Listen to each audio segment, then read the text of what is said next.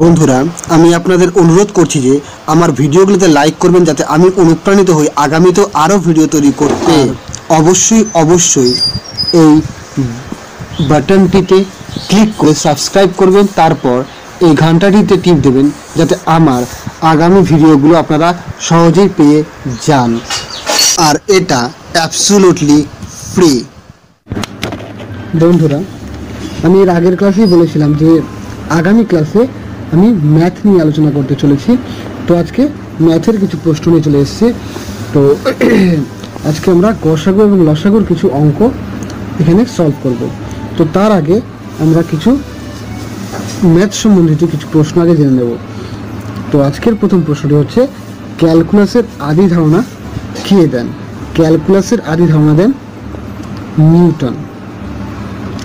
Next, সংখ্যা তত্ত্বের জনক কে? সংখ্যা তত্ত্বের জনক হলেন পিথাগোরাস। আর জ্যামিতির জনক কাকে বলা হয়? জ্যামিতির জনক বলা হয় ইউক্লিডকে। নেক্সট, 1000কে রোমান হরফে কি লেখা হয়? 1000কে রোমান হরফে এম, অর্থাৎ এম এই চিহ্নটি লেখা হয় 1000-এর জন্য রোমান হরফে। নেক্সট প্রশ্ন, এখান থেকে আমরা শুরু করছি আজকের অঙ্ক। তো 85, 119, 136 এর গসাগুয়ের থেকে, অর্থাৎ এই তিনটি সংখ্যার যে গসাগু, তার থেকে 7 বিয়োগ করলে, অর্থাৎ 7 বিয়োগ করলে কি থাকে? এবার দেখুন, এখানে 85, 119 এবং 136 এই যে সংখ্যাগুলো, এই সংখ্যাগুলোর মধ্যে নিকটবর্তী সংখ্যাগুলো, অর্থাৎ কোন দুটি সংখ্যা বেশি নিকটবর্তী সেটা লক্ষ্য করুন। যে এখান থেকে একটা নোট দেওয়া হয়েছে যে নিকটবর্তী দুটি সংখ্যার পার্থক্যই হলো গসাগু। অর্থাৎ এই যে তিনটি সংখ্যা আছে, এই তিনটি সংখ্যার মধ্যে যে নিকটবর্তী যে দুটি সংখ্যা, তাদের যে পার্থক্য সেটাই কিন্তু গসাগু। তাহলে এখানে দুটি নিকটবর্তী সংখ্যা হলো, এখানে দুটি নিকটবর্তী সংখ্যা কোনটা? 136 ও 119, অর্থাৎ 136 এবং 119 হচ্ছে নিকটবর্তী সংখ্যা। তাহলে এই দুটোর মধ্যে পার্থক্য কত? এই দুটোর মধ্যে পার্থক্য হচ্ছে 17, অর্থাৎ এদের গসাগুটাই হলো 17। তাহলে গসাগুটা খুব সহজে বার করা হলো। যেমন দেখুন, দুটো নিকটবর্তী সংখ্যার থেকে আমরা জাস্ট দুটোকে বিয়োগ করে দিয়েছি, তাতেই গসাগুটা বেরিয়ে গেছে। এখন আমাকে জিজ্ঞেস করা হয়েছে যে গসাগুর থেকে 7 বিয়োগ করলে কি থাকে? তো গসাগুর থেকে, তো গসাগু যদি 17 হয়ে থাকে, তাহলে 17 থেকে 7 বিয়োগ করলে কত? 10। তাহলে গসাগুর থেকে 7 বিয়োগ করলে 10 থাকবে। হয়ে গেল। নেক্সট অঙ্কে আসা যাক। দুটি সংখ্যার সমষ্টি 84 এবং তাদের গসাগু হলো 12। এরকম কত জোড়া সংখ্যা আছে? অর্থাৎ দুটি সংখ্যা যাদের সমষ্টি অর্থাৎ যোগফল হলো 84 এবং তাদের গসাগু হলো 12, এরকম কত জোড়া সংখ্যা আছে? এরকম কত জোড়া সংখ্যা থাকতে পারে যাদের সমষ্টি 84 হবে এবং গসাগু 12 হবে? দেখা যাক কি করা হচ্ছে। সংখ্যা দুটির যে যোগফল আছে তাকে গসাগু দিয়ে ভাগ করা হলো। দেখুন, সংখ্যা দুটির যোগফল ডিভাইডেড বাই গসাগু ইজ ইকুয়ালস টু সংখ্যা দুটির অনুপাতের যোগফল। ভালো মতো লক্ষ্য করুন, এই যে ফর্মুলাটা দেওয়া আছে, এই ফর্মুলাটার দ্বারা কিন্তু সম্পূর্ণ অঙ্কটা সলভ করা হবে। তো এটাকে যদি আপনি মনে রাখতে পারেন, তাহলে কিন্তু এই অঙ্কগুলো খুব সহজেই আপনি পরীক্ষাতে করতে পারবেন এবং খুব শীঘ্র করতে পারবেন। তো সংখ্যা দুটির যোগফলকে গসাগু দিয়ে ভাগ করছে, তাহলে এই যে গসাগু দিয়ে ভাগফলটাই কিন্তু সংখ্যা দুটির অনুপাতের যোগফল হবে। এটা মনে রাখতে হবে যে যোগফলটাকে যদি গসাগু দিয়ে ভাগ করা হয়, তাহলে কি বেরিয়ে আসবে? তাহলে ওই যে সংখ্যা দুটো আছে তাদের অনুপাতের যোগফলটা বেরিয়ে আসে। তাহলে এই যোগফলটা 84কে 12 দিয়ে ভাগ করা হলো, তাহলে 12 দিয়ে ভাগ করলে আমরা পেলাম কত? 7। এই 7টি কিন্তু ওই সংখ্যা দুটোর অনুপাতের যোগফল। তাহলে 7 কি? অনুপাতের যোগফল হচ্ছে 7। যেহেতু অনুপাত সর্বদাই কোপ্রাইম হয়, কোপ্রাইম বলতে কি? পরস্পর মৌলিক সংখ্যা হয়। অনুপাত সর্বদাই কোপ্রাইম হয়, অর্থাৎ পরস্পর মৌলিক সংখ্যা হয়ে থাকে অনুপাতগুলি। সুতরাং সম্ভাব্য জোড় সংখ্যাগুলি কি দাঁড়াচ্ছে? দেখুন 7কে আমরা দুটো করে মৌলিক সংখ্যায় ভাগ করে দিয়েছি। 7টাকেই, যে 7টা আমরা পেয়েছি, কারণ 7টা কি? 7টা হচ্ছে যে দুটো সংখ্যার গসাগু 12 এবং যে দুটি সংখ্যার যোগফল 84, সেই দুটি সংখ্যারই অনুপাতের যোগফল হচ্ছে এই 7। তাহলে এই 7টাকে আমরা কি করলাম? দুটি সংখ্যার যোগফল রূপে প্রকাশ করেছি, কারণ আমরা জানি যে অনুপাতগুলো সর্বদাই কি হয়? কোপ্রাইম সংখ্যা হয়। কোপ্রাইম বলতে পরস্পর মৌলিক সংখ্যা হয়, তাই দুটো মৌলিক সংখ্যা আমরা ভাগ করেছি। দেখুন 3 যোগ 4 7 হয়। নেক্সট আসা যাক, 5 যোগ 2 কত হয়? 7 হয়, এবং 6 যোগ 1 কত হয়? 7 হয়। তাহলে আমরা অনুপাতের যোগফল হিসেবে এটাকে আলাদা করে দিয়েছি 7কে 3 বার। তার মানে কি হচ্ছে? এরকম 3 জোড়া সংখ্যা আমরা পেতে পারি যাদের যোগফল কিন্তু 84। ঠিক আছে, যাদের যোগফল 84 এবং গসাগু হলো 12। কথাটা বুঝতে পারছি কি? এখানে কিন্তু 3 আর 4-এর যোগফল কিন্তু 84 নয়, কারণ 3 আর 4 কিন্তু সংখ্যাটা নয়, কারণ এরা হচ্ছে অনুপাত দুটো। ওই সংখ্যা দুটিরই অনুপাত 3 আর 4, এবং 5 আর 2 এবং 6 আর 1। ঠিক আছে, তাহলে আমরা সেরকম 3 জোড়া সংখ্যা পেতে পারি যাদের যোগফল 84 এবং গসাগু হলো 12। তাহলে আমরা নেক্সট অঙ্কে চলে আসি। নেক্সট অঙ্কটি হলো দুটি সংখ্যার অনুপাত 9:11। তো তাদের গসাগু যদি 7 হয় তবে সংখ্যাগুলি কি কি?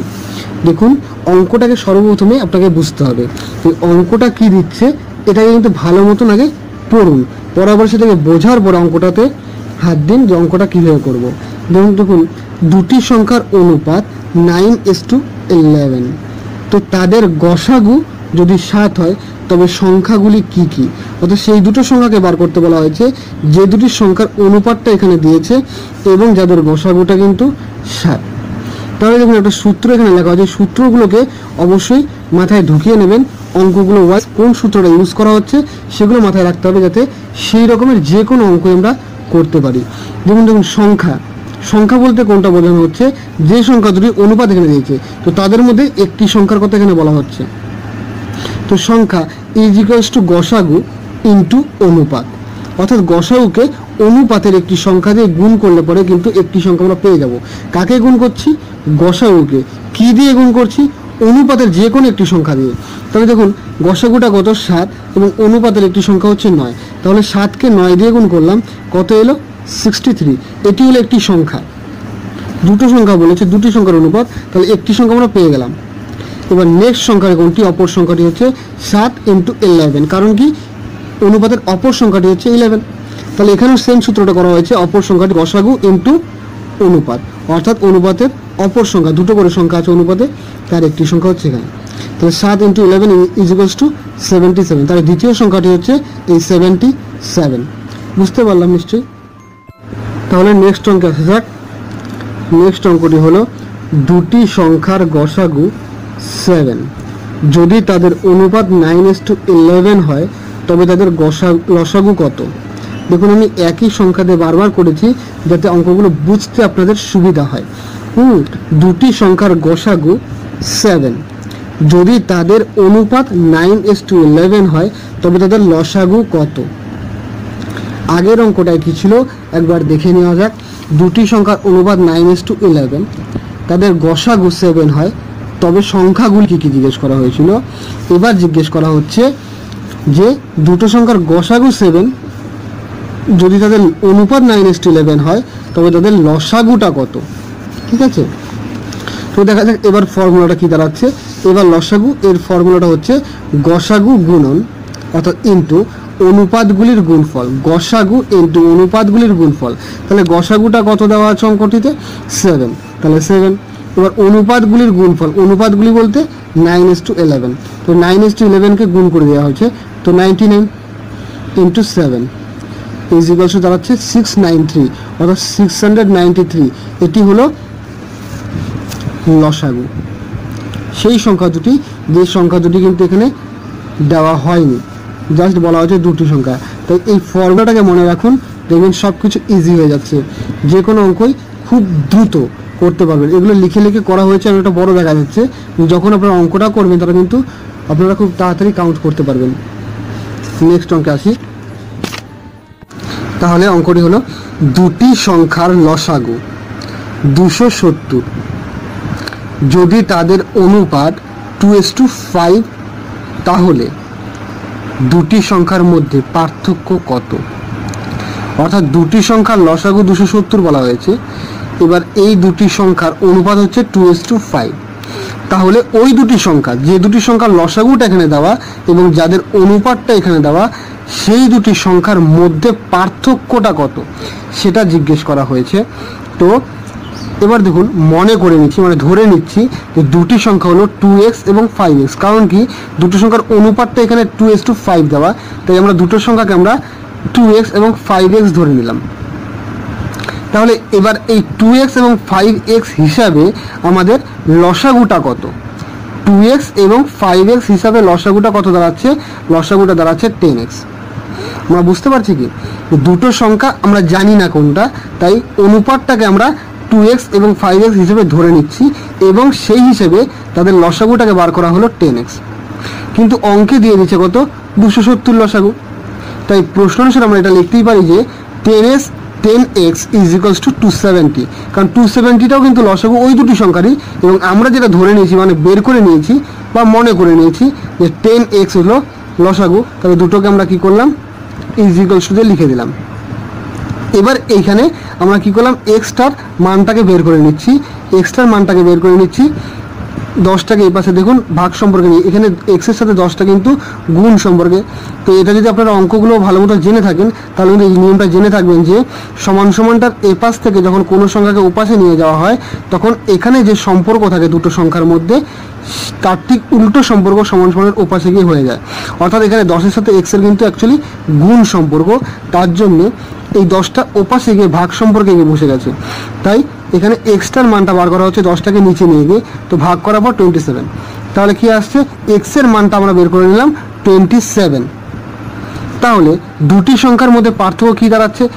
অ্যাকচুয়ালি অনুপাত হিসেবে আমরা যে দুটো সংখ্যাকে ধরে নিয়েছি 2x এবং 5x, সেখানে দুটো সংখ্যার মধ্যে পার্থক্য কত? সেখানে দুটো সংখ্যার মধ্যে পার্থক্য হচ্ছে দেখুন 3x, 5x minus 2x, 3x।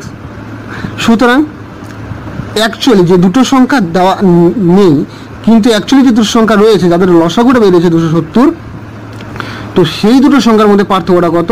এখানে যেহেতু পার্থক্য 3x, তাই 3x is equals to 3 into 27, কারণ 3-র সাথে এক্সটা এখানে গুণ সম্পর্কে রয়েছে, তাই 3টাকে লিখেছি এবং গুণ দিয়ে 27। কেন 27? 27টা পেলাম কোথা থেকে? আমরা দেখুন এক্সের মানটাকে এখানে 27 বের করে নিয়েছি, তাই এক্সের মানটা এক্সের জায়গায় লিখে দিয়েছি 3 ইন্টু 27 ইজ ইকুয়ালস টু 81। অর্থাৎ অ্যাকচুয়ালি সেই দুটি সংখ্যার মধ্যে পার্থক্য হচ্ছে 81-এর। বুঝতে পারলাম কি? তাহলে নেক্সট অঙ্কটি হচ্ছে দুটি সংখ্যা হলো 54 এবং 135। 54 এবং 135, তো এদের লসাগু 270 হলে গসাগু কত? দেখুন দুটি সংখ্যা, একটি হলো 54 এবং একটি হলো 135, এদের লসাগু হলো 270 এবং গসাগুটা কত? দেখুন একটি ফর্মুলা, এই ফর্মুলাটাকে মনে রাখবেন। যে কোনো সংখ্যা, মনে করুন যে লসাগু এবং গসাগু দেওয়া আছে, সংখ্যা দুটির একটি দেওয়া আছে একটি দেওয়া নেই, একটিকে বার করতে হবে, তবু এই ফর্মুলাটা কাজে লাগবে। গসাগু দেওয়া আছে, লসাগু বার করতে হবে এবং দুটো সংখ্যাও দেওয়া আছে, তবু এই সূত্রটাই কাজে লাগবে। এই সূত্রটাকে কিন্তু ভালো মতো মনে রাখবেন, কারণ এই ফর্মুলা দিয়েই সবগুলো অঙ্ক বার করা যাবে। লসাগু বার করা যেতে পারে, গসাগু বার করা যেতে পারে, যে কোনো দুটি সংখ্যার একটিকে বার করা যেতে পারে। যাই হোক, এই ফর্মুলাটাকে দেখা যাক। লসাগু ইন্টু গসাগু ইজ ইকুয়ালস টু সংখ্যা দুটির গুণফল। এটা এখানে সমান সমান চিহ্ন দিয়ে লেখার কারণই হচ্ছে এটা যে লসাগু, যে কোনো সংখ্যা লসাগু এবং গসাগুকে গুণ করলে যা হয় এবং সেই সংখ্যা দুটিকে গুণ করলেও কিন্তু তাই হয়। আর এর জন্য এখানে এই সূত্রটা লেখা হয়েছে, কারণ আমাকে গসাগুটা বার করে আনতে হবে। তাই লসাগু 270 গসাগুটা আমরা জানি না, সেটা বার করে নিয়ে আসবো। দুটো সংখ্যা এখানে দেওয়াই আছে, 54 এবং 135। তাহলে আমরা এর আগের অঙ্কেই বললাম যে সমান সমানের এপাশ থেকে কোনো সংখ্যাকে ওপাশে নিলে এখানে যে সম্পর্কটা থাকবে তার ঠিক উল্টো সম্পর্কে সংখ্যাটা যায়। তো এখানে গুণ সম্পর্কে আছে 270টি গসাগুর সাথে, তাই ওপাশে গেলে ভাগ সম্পর্কে যাবে। তাই দেখুন 270টা কিন্তু নিচে বসে আছে। তাই গসাগু সমান সমান কত, গসাগুটা এখানে রয়ে গেল 270টাকে আমরা এখান থেকে এখানে নিয়ে চলে এলাম। তাহলে এখানে 54 তো আগের থেকে ছিল, 135 ছিল, কারণ দুটো সংখ্যার গুণফল বলেছে, তাই দুটো সংখ্যাকে গুণ সম্পর্কে এখানে লিখে দিয়েছি। তাই এবার কাটাকাটি করেছি, কাটাকাটি করার পরে দেখুন 27। তো গসাগু হচ্ছে 27। ঠিক এই সূত্রটাকে প্রয়োগ করে আপনার লসাগুটাকে বার করতে পারবেন, কারণ সেই মুহূর্তে গসাগুটা দেওয়া থাকবে, একইভাবে গসাগুটা নিচে চলে আসবে এবং সংখ্যা দুটি গুণফল হবে। আবার যদি সংখ্যা দুটি যে কোনো একটিকে বার করতে হয়, লসাগু এবং গসাগু দেওয়া থাকে, তাহলে লসাগু এবং গসাগুটাকে এপাশে লিখবেন এবং সংখ্যা দুটি গুণফলকে এপাশে। ঠিক আছে, তাহলে এই ফর্মুলার দ্বারা আপনারা কিন্তু 4টা সংখ্যাই বের করতে পারবেন যদি যে কোনো 3টে সংখ্যা দেওয়া থাকে, লসাগু বা গসাগু এবং দুটো সংখ্যা। ধন্যবাদ। নেক্সট অঙ্ক আসা যাক। নেক্সট অঙ্কটি হচ্ছে দুটো রাশি এ এবং বি, এর গসাগু হলো 1। দেখুন দুটো রাশি আছে এ এবং বি, এর গসাগু হলো 1, তবে তাদের লসাগু হবে কত? অঙ্কটাকে ভালো মতন বুঝে নিন। দেখুন অঙ্কটাকে যদি আপনি বুঝে যান তাহলে কিন্তু সূত্র আপনি অ্যান্সারটা মুখে মুখে বলতে পারবেন। এই অঙ্কটার দুটো রাশি এ এবং বি, যার গসাগু হলো কত? 1। আমরা জানি কিন্তু যে গসাগু কখন কোনো সংখ্যার 1 হয়, যখন সেই দুটো সংখ্যা পরস্পর মৌলিক হয়। দেখুন এখানে লিখে দেওয়া হয়েছে, মনে রাখবেন কোনো দুটো সংখ্যার গসাগু 1 এর অর্থ সংখ্যা দুটি পরস্পর মৌলিক। তো সুতরাং পরস্পর মৌলিক সংখ্যার লসাগু সর্বদাই কী হবে? তাদের গুণফল হবে। তো পরস্পর মৌলিক সংখ্যার লসাগু সর্বদাই সেই দুটি সংখ্যার গুণফল হয়। অর্থাৎ এখানে কোন দুটি সংখ্যা দেওয়া আছে? এ এবং বি দেওয়া আছে, তাই এদের গুণফলই হচ্ছে এদের লসাগু। তাই লসাগুটা কত? A B. অর্থাৎ এ বি পাশাপাশি এরকমভাবে বসে আছে মানে কিন্তু এরা গুণ হয়ে বসে আছে, কারণ এদেরকে গুণ করা সম্ভব নয়। অঙ্ক খুবই সোজা অঙ্ক এটি। দেখুন A4 B3 C6 ও A8 B6 C3 অর্থাৎ C3। তো সংখ্যা দুটির লসাগু, দুটো সংখ্যা দেওয়া, এই সংখ্যা দুটির লসাগু ও গসাগু নির্ণয় করো। দেখুন অঙ্কটা খুবই সোজা, কিন্তু দেখলে পর অনেকেই কিন্তু কনফিউজ হয়ে যেতে পারে যে এদের লসাগু গসাগুটা কী করে নির্ণয় করব। খুবই সোজা, এবং পরস্পর দুটো সংখ্যা দেওয়া আছে, এই দুটো সংখ্যার থেকে লসাগুটা বের করতে গেলে কিছু করারই নেই, জাস্ট দেখে নিন যে কি করে বার করা হয়েছে। লসাগু সমান সমান A8 B6 এবং C6। দেখুন লক্ষ্য করে যে এখানে এর মাথায় সবচেয়ে বড় কোনটা? এর মাথায় বড় হচ্ছে, তা ঘাটটা হচ্ছে সব থেকে বড় কোনটি? এর মাথায় 8, বি এর মাথায় 6। দেখুন এখানে বি এর মাথায় 3 রয়েছে, এখানে বি এর মাথায় 6 রয়েছে। ঠিক আছে, এবং সি এর মাথায় কত রয়েছে? এখানে 6 রয়েছে, এখানে 3 রয়েছে। অর্থাৎ আমরা যে লসাগুটা নির্ণয় করেছি সবগুলোর প্রত্যেকটি এ বি এবং সি এর ক্ষেত্রে প্রত্যেকটির ক্ষেত্রেই আমরা সর্বোচ্চ ঘাতগুলোকে কিন্তু নিয়েছি। তাহলে A8 B6 এবং C6 দেখুন এখানে লিখে দিয়েছি। ভালো মতন এটাকে যদি মনে রাখতে পারেন যে এই ধরনের সংখ্যার ক্ষেত্রে লসাগুটা নির্ণয় করা কী করে, তাহলে এই লাইনটাকে মনে রাখলেই আপনারা যে কোনো অঙ্ক মুহূর্তের মধ্যে করে দেন। এবং সর্বোচ্চ ঘাতযুক্ত সংখ্যাগুলি হচ্ছে লসাগু, সর্বোচ্চ ঘাতযুক্ত সংখ্যাগুলি হচ্ছে লসাগু। তাহলে এই দুটি সংখ্যার মধ্যে যে সর্বোচ্চ ঘাতযুক্ত সংখ্যা রয়েছে সেগুলি হচ্ছে লসাগু। তাহলে ঠিক প্রত্যেকটা থেকে দেখতে হবে যে সর্বোচ্চ ঘাত কাদের কাদের রয়েছে, তাদেরকে নিয়ে এসে লিখে দিন লসাগুর ক্ষেত্রে, লসাগু বেরিয়ে গেল। গসাগুর ক্ষেত্রে কি হচ্ছে? সর্বনিম্ন ঘাতযুক্ত সংখ্যাগুলি। লসাগুর বেলায় হচ্ছে সর্বোচ্চ ঘাতযুক্ত এবং গসাগুর বেলায় হচ্ছে সর্বনিম্ন ঘাতযুক্ত, যা উভয় সংখ্যা থেকে কমন যায়। অর্থাৎ এই যে দুটো সংখ্যা দেওয়া আছে এই দুটো সংখ্যা থেকে কমন যেতে হবে এবং সর্বনিম্ন। ঠিক আছে, তো দেখুন A4 B3 এবং C3 সর্বনিম্ন ঘাতগুলো নিয়েছি এবং এরা প্রত্যেক একে অপরের থেকে কমন যাচ্ছে, তাই এটি হলো গসাগু। ঠিক আছে, তো লক্ষ্য করে দেখুন ঘাতগুলো কিন্তু সর্বনিম্ন নেওয়া হয়েছে। A4 এখানে 8 এখানে 4, দ্যাটস মিন এটাই সর্বনিম্ন। এবং বি এর মাথায় দেখুন, বি এখানে 3 আছে, এখানে 6 রয়েছে, তো সর্বনিম্ন 3। তো সি এর মাথায় এখানে 3 রয়েছে, এখানে 6 এবং 3, তো সর্বনিম্ন হচ্ছে 3, তাই 3 নেওয়া হয়েছে। বন্ধুরা দেখুন, এই অঙ্কগুলো কিন্তু আপনারা একদমই হালকাভাবে নেবেন না, কারণ এই রকমের অঙ্ক কিন্তু প্রচুর এসে থাকে পরীক্ষাতে।